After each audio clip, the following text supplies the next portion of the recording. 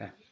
I've chosen Tim Cahill as my prominent Australian athlete due to my love for football and the way he's taken Australian football to a whole new level. Also, growing up with a similar story with my father being not of Australian descent and getting me in football from a young age and always getting me to train and pushing me hard.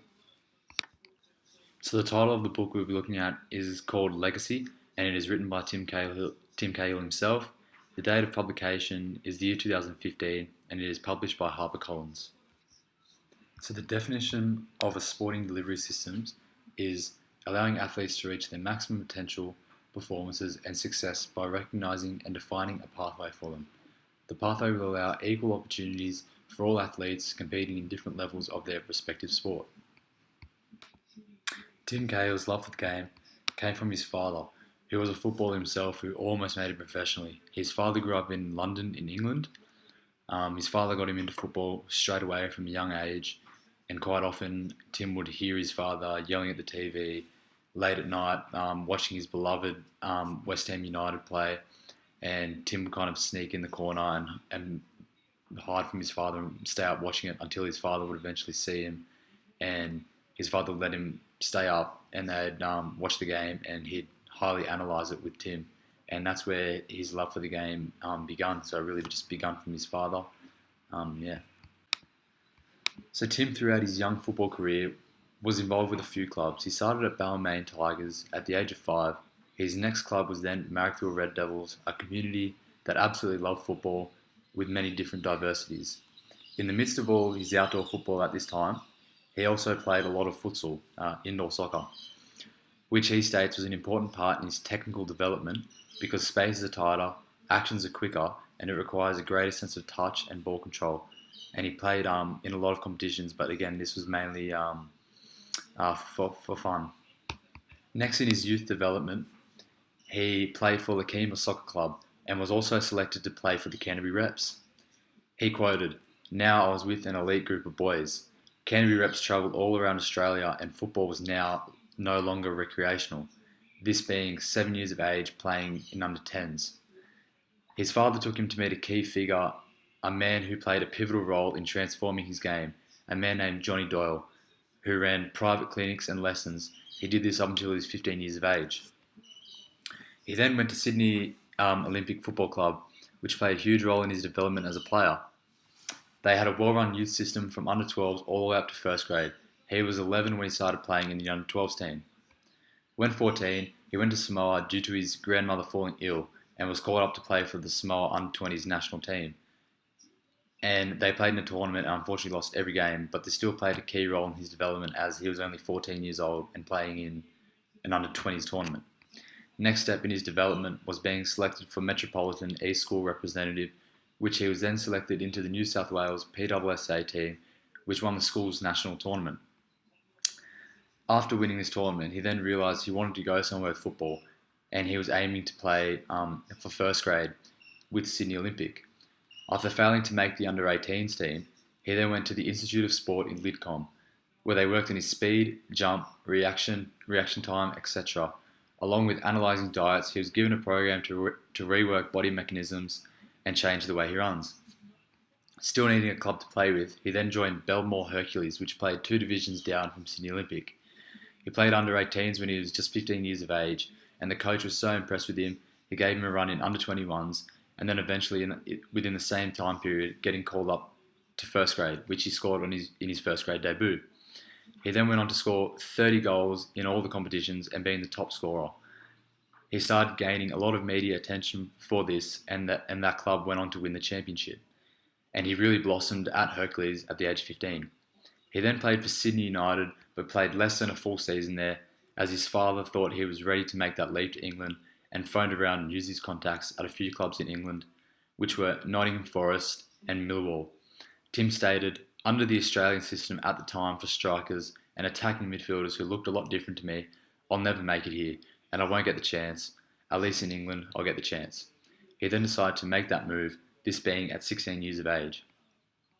At 17, Millwall's second division team in England offered Cahill to trial with them. After gruesome 2 weeks with a lot high intensity training, Cahill earned what he was after, and they offered him a contract. However, to his surprise, he learned that an English Premier League club and a League One club were also interested in signing him, the Premier League club being Nottingham Forest and the First Division club being Queen's Park Rangers. After weeks of speculation and thinking, he decided to sign for Millwall, the club that originally wanted him from the start.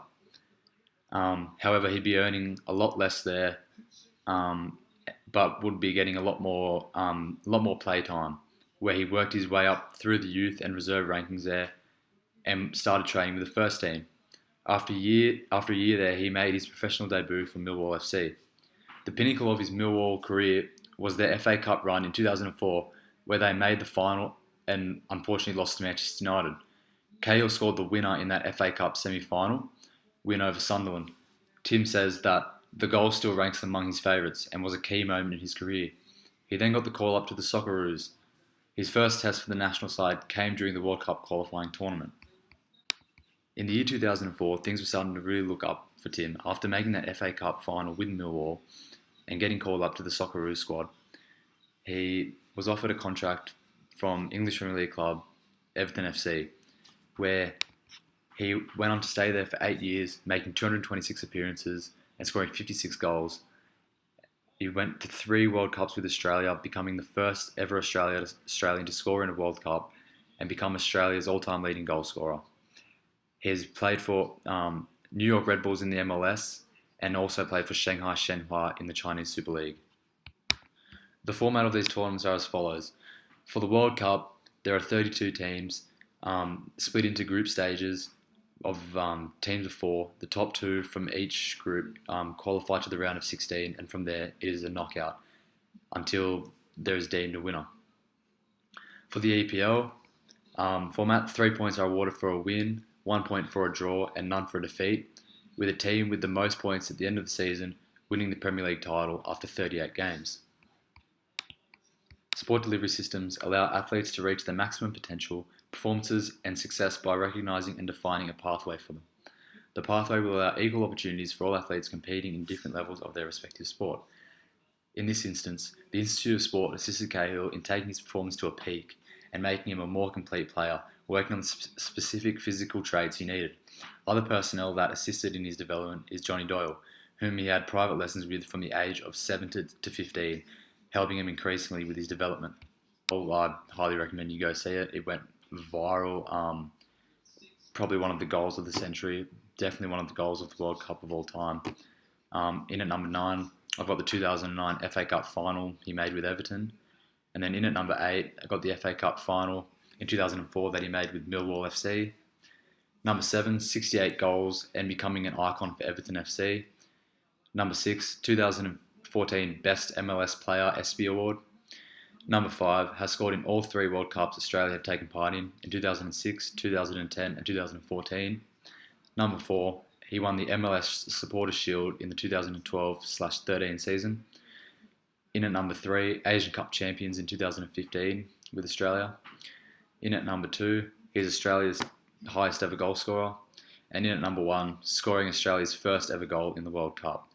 These are many of the reasons why many deem him as Australia's greatest ever athlete. The sport organisations that assisted Cahill in his development include the Institute of Sport in Lidcombe, which is a nationally renowned group. Before that, many local clubs from amateurism all the way up to representative level with New South Wales and Metropolitan, then making the leap to professionalism with Millwall FC, and then national level representing Australia in the World Cup in 2006, 2010 and 2014. Sport delivery systems maximised his potential throughout his youth stage, playing a pivotal role as his skill only progressed as he kept progressing year after year, with getting help from Johnny Doyle private lessons as well, which led to him progressing, being selected for New South Wales PWSA and other regional selections. And the Institute of Sport in Lidcombe playing a pivotal role in taking him to that next level. However, the sports delivery system in Australia simply wasn't going to give him even more of an opportunity in making it to professional.